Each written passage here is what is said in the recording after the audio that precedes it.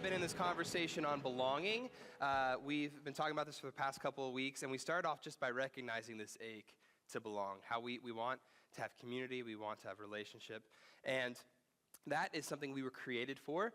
It's something that we long for, but many of us, we kind of read some stats, feel lonely. We feel isolated. We feel unseen. And so there's this gap between what we crave and what we actually experience. And so we started talking about how belonging can really only happen when we come back to God's perfect love for us and allow it to heal us. And we start to live that out in community. Then last week, we were really addressing how the relationships before us affect us, like the family we grew up in. We went all the way back to page 2 of the Bible and explored how this story has been writ kind of into our DNA, but Jesus breaks the power of that old story. He gives us a new family to belong in, and we are called to create these new kinds of households that reflect what He's like, that extend beyond our homes and our relatives, and we live out what God has done for us. So check those out on the podcast or on YouTube, or share them if you want to kind of get this whole conversation. We've put a lot of thought into it. And this week, we're going to begin introducing 6 practices that, like, well, what can I do to cultivate belonging with my family, with my neighborhood, with my MC, with my roommates, the people in my school. And before we get into that practice, I want to talk about Walt Disney World, and I plan on doing this before the end of this week. So, Walt Disney World, right? We went there last March. It was amazing. I pulled some pictures just from one day we were there. We were there for 10 days. It's amazing. I didn't pay for it. Thank you, Mom, Dad. You guys are awesome. But we went there. This all happened in one day. We went to Hollywood Studios, I believe, and Haven dressed up as Belle. Well, she went to this show like with Belle, and someone noticed she was dressed up, so they brought her a rose and gave it to her. She was like, oh my gosh, Belle's my favorite princess, and I'm like, of course she is. The boys did not want to do that, so I took them to the Tower of Terror, and that was their faces as they heard the screaming, just people dropped in the building. Then we went over to the Star Wars world. This is a big deal for our family. We made lightsabers. We got to meet a Darth Lord there, and Judah was very excited about that. While we were hanging out off to the side, though, Rey showed up, right? And I'm like, what is going on right now? This is just the most amazing experience ever. We got blue milk. I got green milk. We then went to see an Elsa Frozen show, and then we changed who our favorite princess was. As soon as the play was done, we walked out into a gift shop and bought an entire set of accessories for what Elsa would wear. And now Belle was dead. And it was all Elsa from that point on. We even, I don't remember if this happened that day, but we were waiting for the bus, or the trolleys or whatever, and someone pulled up in a Disney van and was like, are you guys waiting on the bus? And we're like, yeah, we're a bunch of losers. And he was like, well, why don't I just give you a ride directly to wherever you want to go? And my mom was like, it's fairy dusting, it's sprinkled, it's pixie dusting, we're just it's so great to be here. And Disney's MO, man, they wrote the book on hospitality. That's what we're talking about today, is hospitality. And I feel like when you think about what is it like to have a good experience where nothing goes wrong, you feel so included, and when you leave, you just want to go back. Just wish I could go back. Disney often leaves people feeling that way, where they make sure you feel welcome. Hospitality, what we're going to talk about today, is this opportunity that we extend to people for them to belong. It's an opportunity we extend, and it's the first practice that we're going to get into. And it's not a concept that Disney came up with, okay? It's a concept that we actually see founded in love, and we find it in the Bible. The Bible actually explicitly talks about it in Hebrews 13. It says this: keep on loving each other as brothers and sisters. Don't forget to show hospitality to strangers. So at Disney, you can pay money, good money, to be treated with hospitality, and they will pay their employees, and they will be hospitable to you, right? And in one sense, the hospitality you experience at a place like that is just a product that you're buying. Like when the money runs out, the hospitality runs out, right? Are we being real right here? But when God talks about hospitality, it's something completely different. It's something that is grounded in love. It's not something that we purchase. It's something that we receive from Him, and then we extend it to others. So when it'd be like going to Disney for free, and then when you come back, you're like, I want everyone to experience Disney, and you make your life all about people experiencing what you experience. There are actually two different words for love that we see here. I underline each of them. It says to love each other and to show hospitality to strangers. Those are two words. The first one is about loving each other, and it's the word Philadelphia. All right, Philadelphia. It's a two-part word. Hang with me. All right, you got this. Befriending family, or befriending brothers and sisters, people like me, right? This is why the city of Philadelphia is called the city of, that's right, come on, let's go Jalen Hurts. He's going to do great this week in fantasy. I'm going to keep going. It's going to be amazing. I'm 2-0, and I'm going to beat you, Andrew Montgomery. The other word here for love is for outsiders. It's for strangers. It's philoxenia, befriending the stranger, befriending the outsider. There's literally two words that we are called to express. Actually, the city of Xenia, right? I just Googled Xenia, and on the water tower it shows the city of hospitality. I didn't know that. I just knew they got hit with a tornado one time. But there you go. Xenia is the city of hospitality, because that's what the word means. It means to love or befriend an outsider. So Jesus followers, why we should be hospitable is because it's motivated by love.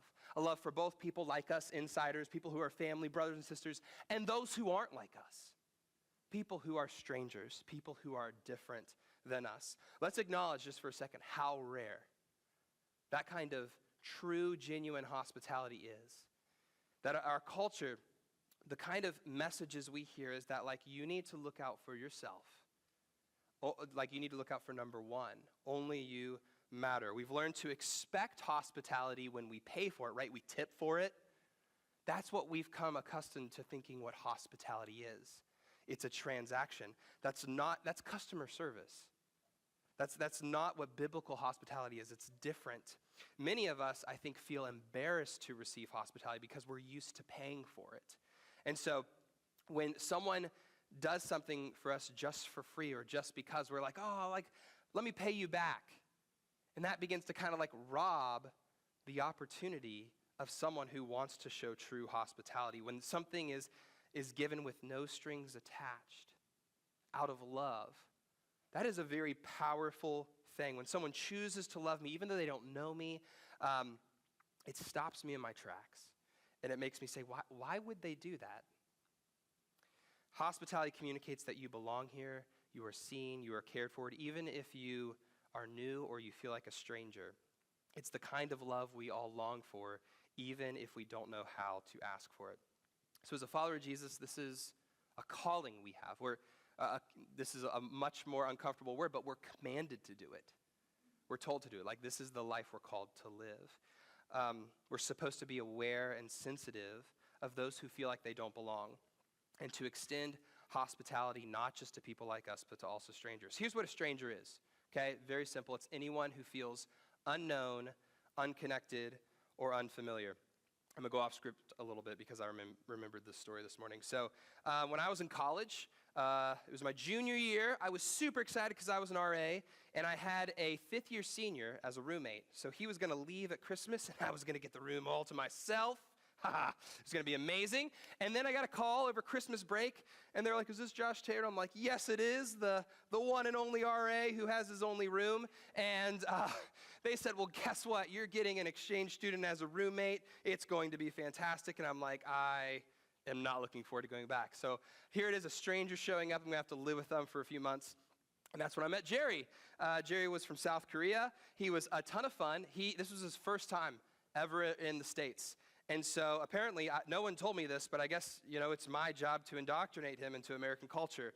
I didn't know what I was doing, so the first night I was there, I was like, Jerry, let's do something fun together. And so we got the trash can in my dorm room, and I took him to the communal showers, and we filled up the trash can with water. And I said, okay, Jerry, here's what we're going to do. We're going to go put it on Brennan's door, and then we're going to lean it up against it, and we're going to knock, and then we're going to run away.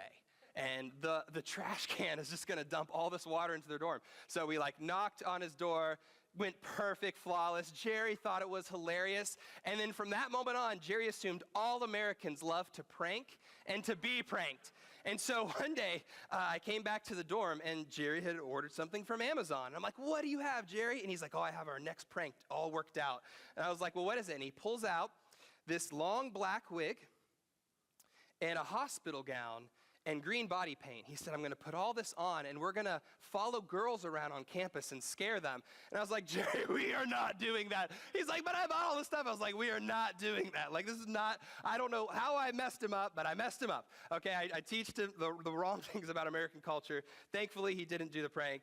But we had a lot of fun, and I learned a lot just from a cross-culture experience where you're like, hey, my world's different than your world's different from my world. I learned from him. I learned things about how God had shaped his life and his worldview. I learned things about foods he liked. I learned things about how he saw the world, how he saw America. And it was really helpful to have that experience for me. But I know many times he felt like a stranger. He felt like an outsider because there were ways that he felt unknown, unconnected, or unfamiliar. Do you know anyone like that? Anyone who is one of those three categories? Someone who's unknown, someone that you keep bumping into in your class, or at the sports game or the playground where you take your kids, on the evening walk in your neighborhood or the coffee shop you visit? Is there someone who you don't know? Is there someone who looks unconnected, that it looks like someone who needs help, or they're by themselves, or that you found out they don't have family that live around? Someone who might be even like a widow or a single person. Like, these are things that just unconnected, like they're navigating life on their own. And they feel that more deeply than maybe those of us who are not. Unfamiliar, someone who is new and trying to find their way around to a space that you're familiar with, like your church or your neighborhood or your school or your workplace. Like, you know the lay of the land, you know where the bathrooms are, you know what the expectations are when you walk into a room and who people are, but they don't. It's unfamiliar and strange to them. If you know anyone like that, are you doing anything to love them and care for them and befriend them? Philoxenia. Followers of Jesus are challenged to notice people like this and show them hospitality, and the burden is on you and me to notice them.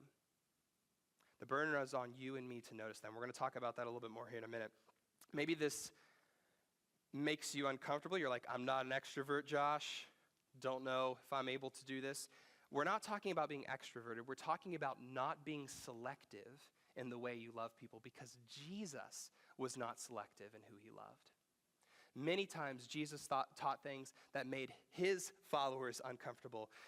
This is what we see in Mark 2. This is the religious leaders judging him, saying, why does he eat with tax collectors and sinners? Jesus said to them, it's not the healthy who need the doctor, it's the sick. Jesus' burden was on prioritizing the sick. In another place, he's actually teaching people how to love their neighbor well. And he says, you should even love your enemies and pray for those who persecute you. Because if you love those who love you, what reward will you get? And if you greet only your own people, what are you doing more than others? Here's what Jesus is saying. It's easy to love people who are like us, and who think like us and look like us and who love us back. But that's not different. That's not God's kind of love. That's selective love. And God's love shows up and chooses us even when we don't love him back, even when we can't love him back. And so we're called to the same. Who might be in our life who can't love us back, or who won't? The poor, the spiritually not there yet, even the people who openly disagree with us. Like the most uncomfortable teaching Jesus ever gave was to love your enemies, because most of us don't do it. It's difficult. We still struggle to live that out, and that's why we got to deal with this practice first. There's an author named Parker Palmer. He said this about people we don't want to be around. He said, community is that place where the person you least want to live with always lives.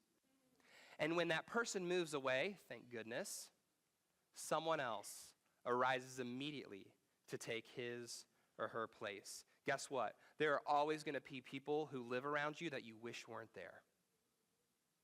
And it's going to be for maybe the same reasons or probably different reasons. So let's make this real. Who do you secretly not want to be around? Who are you hoping and praying doesn't show up at your missional community? Who is the kind of person you're dreading might replace your old coworker?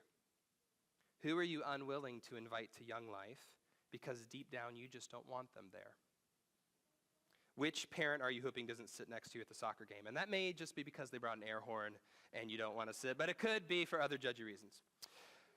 Jesus calls us to love even those people, strangers, sinners, even felt enemies. We got to wrestle with that. So if you can develop this heart and this skill of hospitality, you're going to be more like Jesus, and you're going to be more equipped to navigate the world that all of us live in, because everyone is around people that make them uncomfortable and who are different than them and who they would prefer aren't in their life. But this idea of hospitality is not just a good thing to do to become a good person. This is the story of God.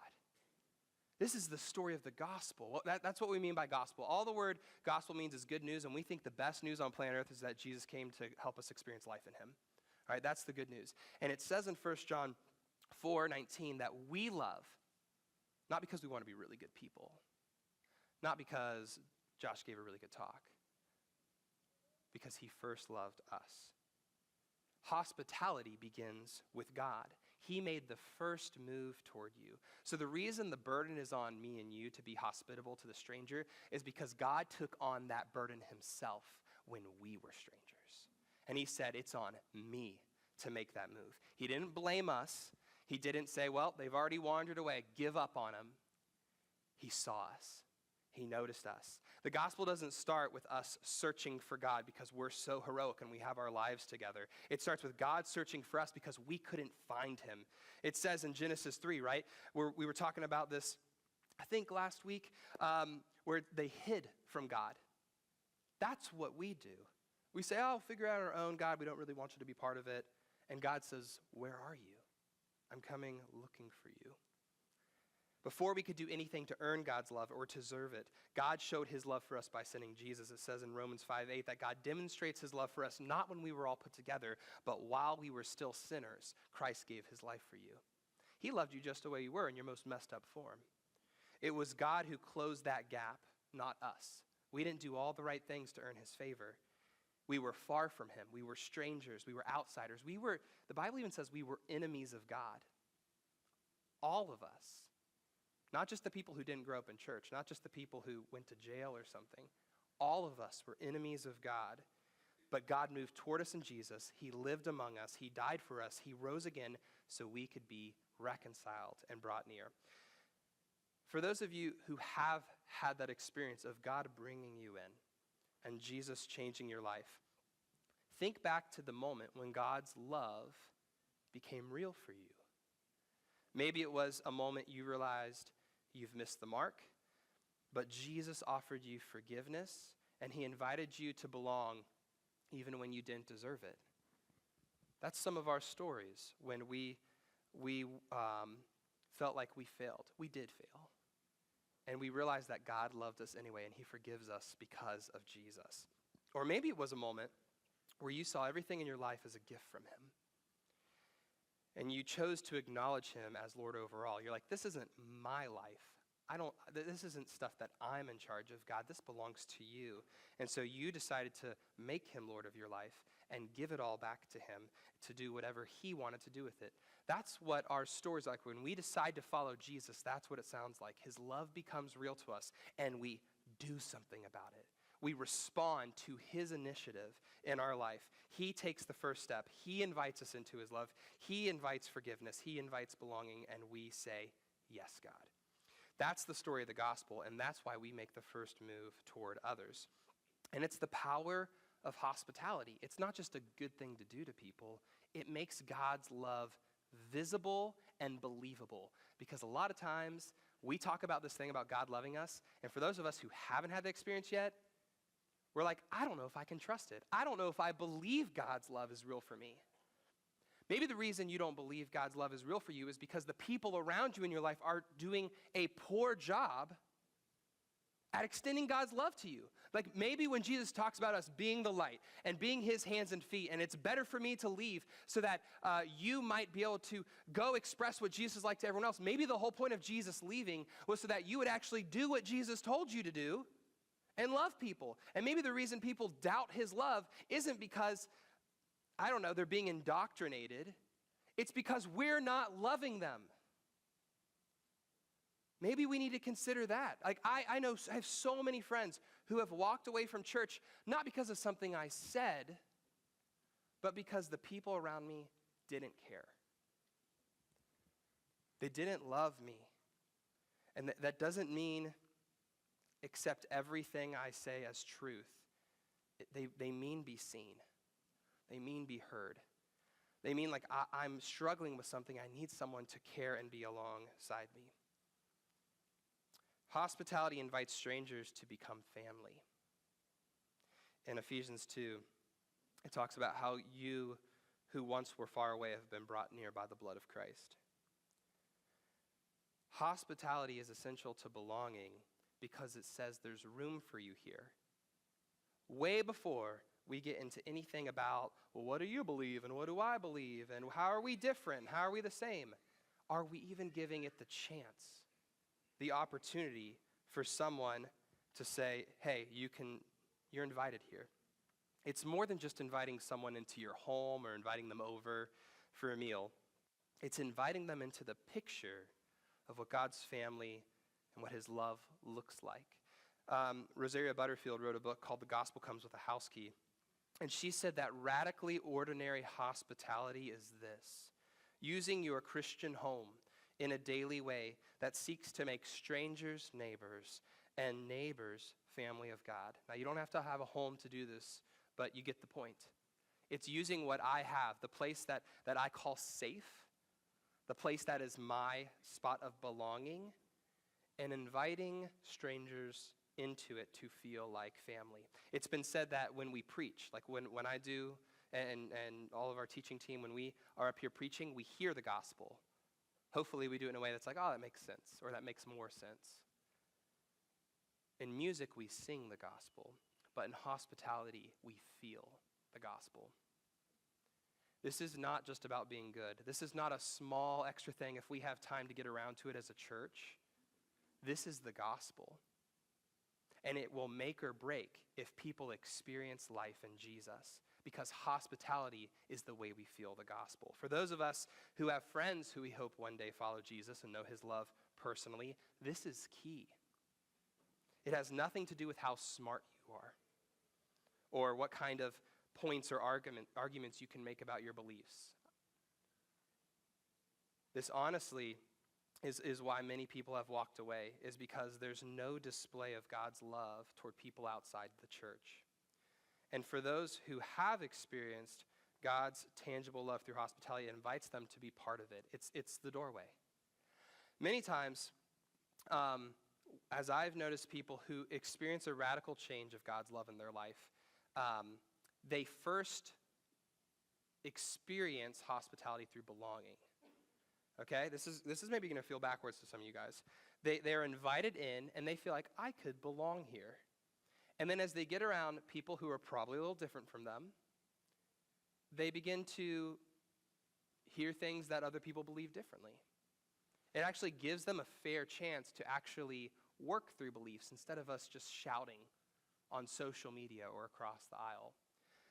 As our beliefs change and we're saying, man, maybe there's something to this hospitality thing. Maybe there's something to Jesus' life, death, and resurrection. Maybe there is something to the way I parent or the way I neighbor or the way I work or the way I live or spend my money. It changes our behaviors. A lot of times we try to jump quickly to the behaviors where you need to do this.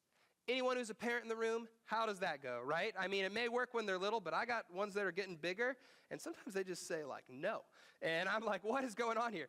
If you want to actually make effective change in people's lives, let's just talk about at the parenting level. This is how it works. You have to create a place of safety in hearing them. You might start offering advice for something that has no relevance to what's going on at their heart. And so as a parent, all of you parents, all of us parents, we need to know what's going on in their heart because there's beliefs there. And once we know what's going on in the heart, we can begin to dialogue about that. We can begin to dialogue about bullying. We can begin to dialogue about anxiety. We can begin to dialogue about what we actually think. And that gives us a pathway to actually seeing them live more whole, to have better behaviors. Often, I think what we've been told in the church is it's backwards. We're supposed to judge how people behave and say, there's no way I could ever belong with them. They have different beliefs than me. Well, guess what? People in this room have different beliefs than you, and you're all sitting here just fine. We start to put all these stipulations on who can I belong with. Do they behave like me? Do they believe what I believe? And that becomes a filter for who I will let into my life. And I'll tell you something, guys, it's dangerous. That was not the design. The way that we actually have any chance of reaching someone with the love of Jesus, yes, there are certain ways we're called to live. Yes, there are certain beliefs that can't be compromised. But the invitation into that, the hospitality, inviting people to belong, is the starting point of it. In the book Community by Brad House, he talks about this, and I think it's true. Feel free to push back on me if you've experienced something different. He says, people today are willing to participate in a community even if they don't yet share the beliefs of that community. People will become functioning members of a community before they commit to believing in the community's values. People are willing to get close enough to see if what they hear of the gospel is real. That's what people are wondering. That's what you were wondering. That's why God's love in your life made all the difference. Something clicked and said, I think God's love is real. And I almost guarantee you weren't just alone in your room. I bet there was someone who was pursuing you with love and with hospitality. And that's what made God's love a little bit more real and a little bit more believable for you. And so we want to be spaces like this. You're invited to come see if the gospel is real and make your own judgments and come to your own conclusions. We're allowed to have conversations about our beliefs, and we're not here to just manage everyone's behavior. We're here to invite people to have a seat at the table. And there is power that invitation can have. It can make a difference in people's lives. It will never hurt to invite someone, as long as you love them. If you're just loving them to get something out of them, then that will hurt them. But if it's a genuine invitation, it can lead to changing people's lives and them following Jesus. That's how it was for me. I was a high schooler. Like, I believe in what Young Life is doing so much because the moment that I started following Jesus and believing his love for me was when I got around a few other peers and college and adult leaders who were showing God's love to me. That's what, I grew up in an awesome home. I grew up going to a Christian school where I could hear about Jesus. I went to church. I served in church. But the moment God's love became real for me was after a few years of being in this youth group. I went because I wanted to play drums, and they let me. I got to play drums in the band. It was awesome, right? It doesn't matter what our entry point is, but when I got in there, I started hearing about this love, but I started seeing it in a different way that I hadn't seen before. And it changed my life. It made me say, okay, God's love is real, and I need to respond to this. There's one last verse on hospitality I want to give us. It comes from 1 Peter 4:9, and it says, offer hospitality to one another without grumbling. This is an interesting word. It means more than just, saying negative things. If we're honest, every one of us has a natural tendency to look inward and stick close to the people who make us feel most comfortable. When Peter says without grumbling, he's not just talking about complaining out loud. The word means a secret debate. All right, he says offer hospitality without these secret debates happening in our minds. And this is what happens every time we get in a situation when there's someone newer around. I should go meet them. But I don't know what to say. or it's going to be awkward, I'm going to mess this up, or someone else will do it. Jesus knows the way our minds and our hearts are shaped. And he's not telling us about you better do it without complaining. He's saying be careful of that secret debate you have in your mind. That voice that we have, that if we listen to it, if we never step across the room or across the street or across the lunch table to welcome someone in, that our hospitality is going to die in the silence of our inaction. At church, it's easier to talk to your friend that you already know than the new family sitting by themselves. At school, it's easier to laugh with your crew than to invite the kid who's been left out. At work, it's easier to grab lunch with your go-to coworker than the new hire who doesn't know anyone yet. But when we hold back, when we give in to the secret debate in our mind, people stay on the outside. Hospitality means noticing who's left out, the burden is on us, and choosing to act even when it feels uncomfortable, because someone once did that for you. Someone went out of their way, they ignored the grumbling in their head, and they showed you what belonging feels like. God did that for you first. And if you feel any sense of belonging at Bright City, someone did that for you at some point. And we need to keep repeating it. We can't at some point just say, okay, it's enough. We have to always be willing to say, we need to love the stranger. What if you decided this week to silence the inner debate and make the first move? To walk across the room, to invite the neighbor, to include the person you've been avoiding. I think this is where Jesus' love becomes real. I had these ways to practice hospitality. I'm going to go through them quicker. The first one's a Ted Lasso quote. It's a be curious, not judgmental. I just wanted to put a picture of Ted Lasso up because his mustache is great. What I mean is, hold on a second. Yeah, keep Ted up. What I mean is that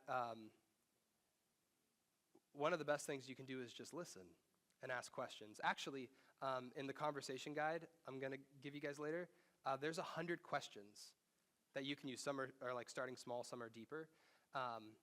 Just asking questions and listening to people's stories is a way that your curiosity just opens the door to relationship. The second thing is try new things and invite new people. You need to get out of your comfort zone sometimes. If your week looks exactly the same with the same relationships every week, force yourself to break out of that a little. Maybe just sit at the coffee shop for 10 minutes longer, or do a lap around the office or around the neighborhood and I think they just moved in.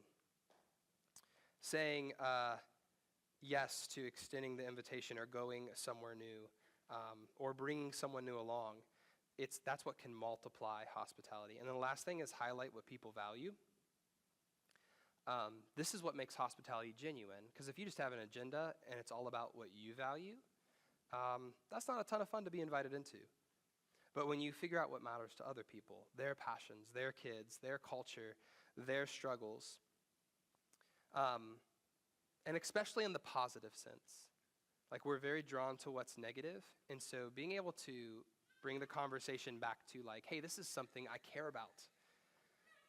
It can be a way to building good connections, celebrating what matters to someone, and naming what you see in them. And so hospitality grows as we feel seen, not sized up. Here's our big idea for the day, that hospitality gives everyone the opportunity to belong. That's why it models Jesus. That's why it matters to belonging, is we have to create a way in. When we're talking about hospitality, we're not just talking about entertaining people. We're talking about inviting them and listening to them and having a meaningful conversation. It's about treating people like family, because that's what God did for us. He saw us as strangers, as outsiders, even enemies, and he welcomed us in through Jesus.